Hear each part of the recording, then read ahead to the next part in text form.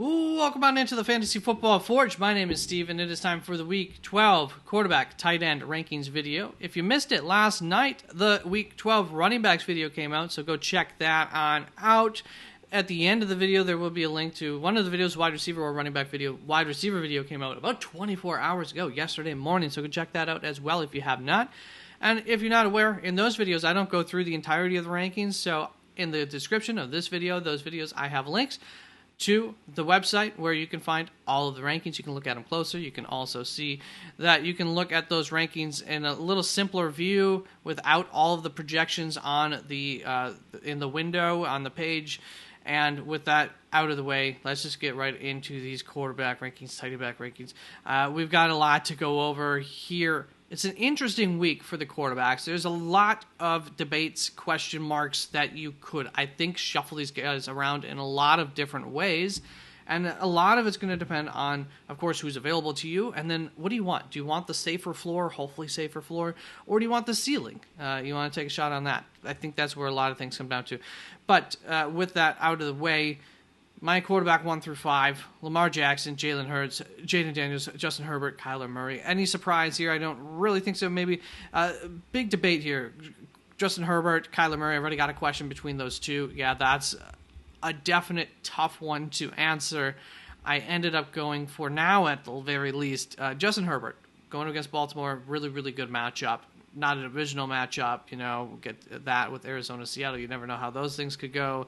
So we'll just take a little bit of that safety valve instead of the safety valve of Kyler Murray's rushing upside, which, of course, is also very good. But it's a little inconsistent to rely on compared to, for the most part, the Lamar Jackson, Jalen Hurts, even Jaden Daniels outside of the last couple of weeks. Let's go on to my second tier of quarterbacks. Starting off with my QB6 is Bo Nix, followed by Brock Purdy and Baker Mayfield. And, I think that these guys are darn close to must-starts as well, and that's just going to bring us, right on to my next tier, where things start to get a little bit more interesting, and this is also a small tier. Jared Goff at my quarterback 9 this week, Patrick Mahomes at quarterback 10, I don't love it, and Geno Smith at quarterback 11. Just in terms of Patrick Mahomes, the floor should be fine. I could see them getting all rushing touchdowns and then the floor not quite being fine. But for the most part, just coming into it, think the floor should be fine here against Carolina, but there's probably not a whole lot of a ceiling. They're not going to have to pass. 300 yards is probably out of the question in terms of passing yardage. But could he go 150 yards, 4 touchdowns? I mean, that could happen. They could get close, and they could just decide to throw it, do some of those gimmicky, weird plays that they do, etc., against Carolina. Very possible. It's also even more possible that, just like every other team has done, they run a whole lot against Carolina. Let's bring us on to this next tier of quarterbacks from my quarterback 12. C.J. Stroud on down, Drake May, Jordan Love, Anthony Richardson, Tua Tagovailoa, and Russell Wilson to cap that off. And right at the top here is my fade of the week at quarterback. I just have one fade, one love at the quarterback position. And shout out to Bob Marley there and one love. But C.J. Stroud, fade of the week. How did I do last week with my fade? So last week, I ended up fading Jared Goff, and he ends up as the quarterback 2 on the week. Has a fantastic week. I faded him for the same reasons that I should have been lower on CJ Stroud. I faded him for the same reason that I'm not extremely ecstatic about Patrick Mahomes this week. Faded him for the same reason that the week before that, I faded someone.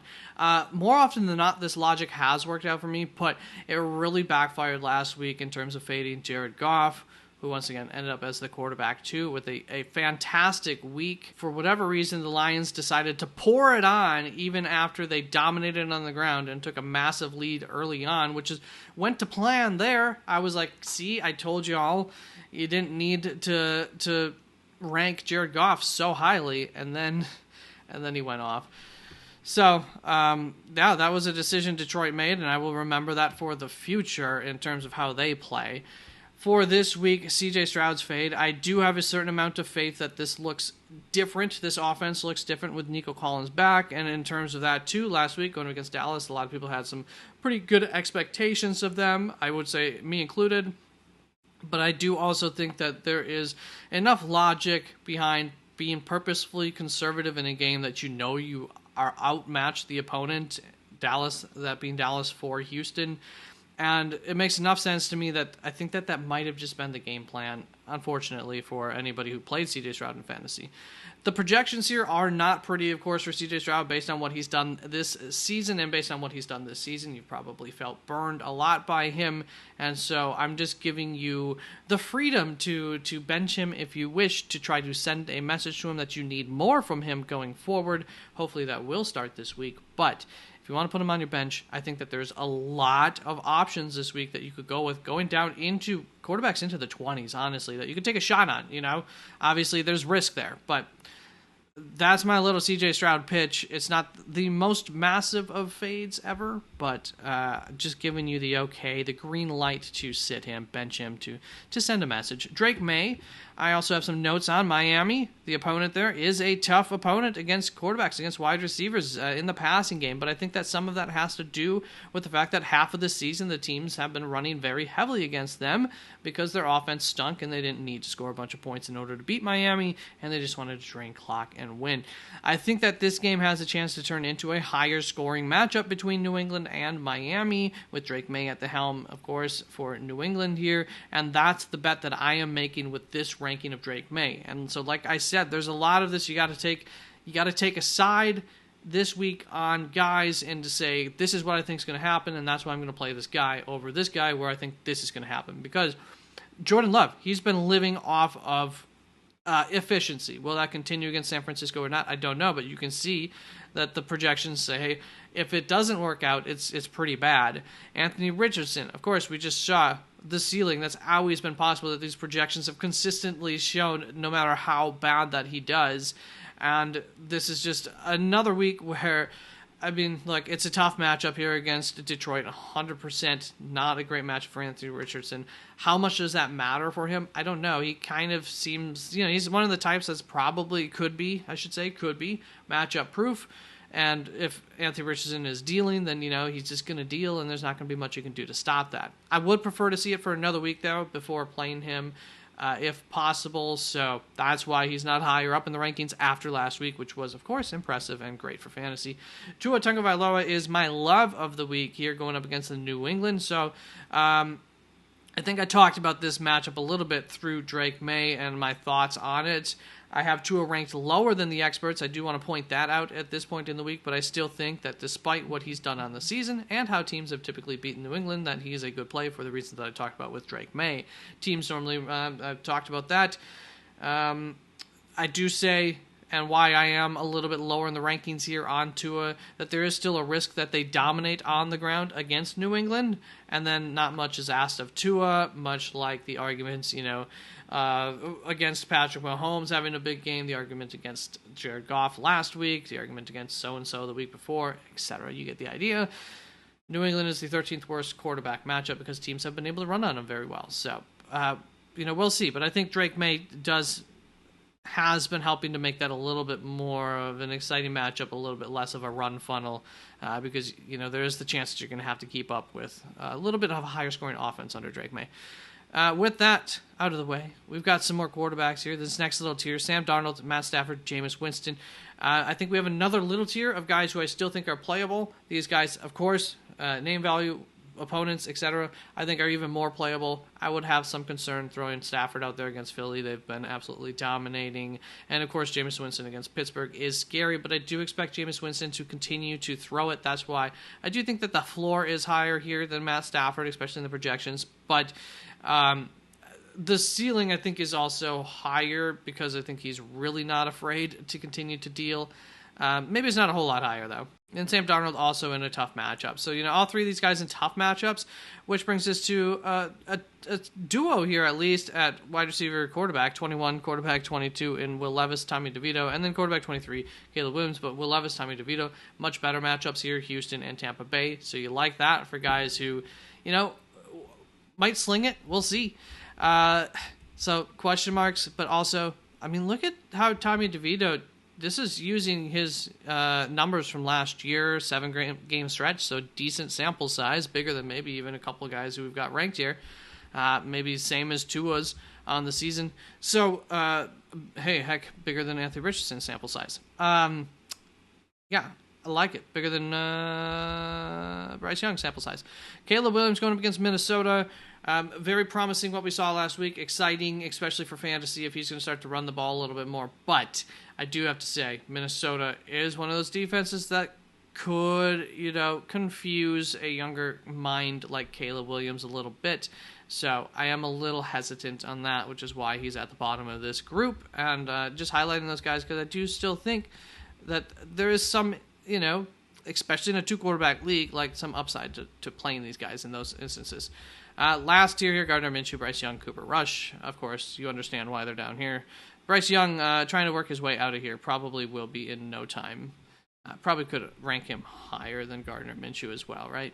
So there we go. Thank you very, very much for watching the quarterbacks. We've got the tight ends to go. And here we are at the tight ends. My tight end 1 is Brock Bowers, followed by my tight ends. There we go. 2 and 3 is my first tier. Trey McBride, Travis Kelce.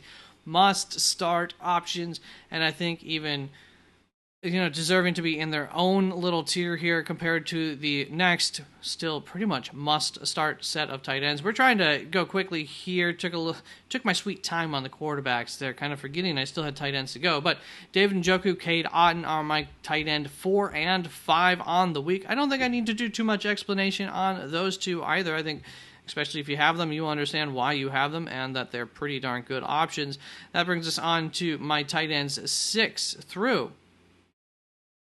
10 for this third tier of tight ends.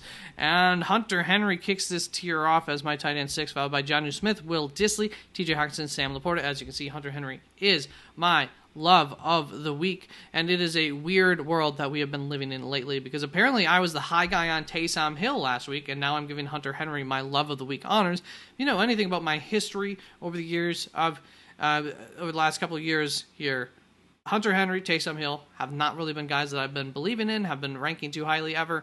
But here we are in an alternate universe, apparently, where we are now buying into these guys. Of the tight ends playing this week, while playing with Drake May, Hunter Henry has received the 6th most targets on average, and teams have targeted their tight ends against Miami the most compared to other teams. And as I talked about, too, I expect that to maybe even increase. I expect teams to have to pass more against Miami going forward than they already were previously. And maybe some of that will go to wide receivers for other teams, but in this instance, fully expect that Hunter Henry should be the beneficiary of plenty of that. I think that he's a safe play with a realistic ceiling considering they're going up against a largely healthy Miami offense, as I talked about, so, potentially getting into a couple of situations where they can score and maybe Hunter Henry gets those touchdowns for a big week. Will Dissly here this week in a very good matchup against Baltimore. They've been one of the better tight end matchups on the season, and Will is seemingly warming up as this passing game gets going in LA. So he is somebody who a lot of people are on this week. Definitely highlighted him in my waiver wire video. And Sam Laporta is my tight end 10 here. Also, in a good situation, you're going up against Indianapolis. Indianapolis allows the 4th most receptions to tight ends and is on the high end, tied for 3rd, in terms of how many touchdowns that they've allowed to the tight end position as well. So those are obviously numbers working in favor of Sam Laporta, maybe having one of his better weeks this week. So just wanted to let you know about that, Sam Laporta owners. That will bring us on to this next tier of tight ends, starting off with Zach Ertz as my tight end 11 on the week, followed by Tucker Kraft, Dallas Goedert, Mark Andrews, and Jatavian Sanders. And for Zach Ertz, this is really just like if you missed out on all the big names on the waiver wire this week, your other teammates gobbled them up before you were able to. Ertz has not had a ceiling game yet this year, but he has still been steady Eddie as a back-end tight end 1 on the season thanks to a consistent workload. And I should mention that it's not a fantastic matchup this week, aside from the fact that Dallas has allowed tight ends to score touchdowns against them at an above-average rate. So maybe we can get a touchdown on top of maybe one of his lower-end weeks, get you 9-10 points, boom. There you go. You'll be happy with that. Outside of that, Mark Andrews also wanted to talk about. This is an interesting case study here going up against the Los Angeles Chargers for Mark Andrews specifically out of this tight end backfield here in Baltimore because the Chargers allow a lot of tight end work, but they haven't allowed a touchdown to the tight end position all season. And Mark doesn't get a whole lot of work normally, but he's feasted on touchdowns over this second half, last 6 games, whatever, of the season.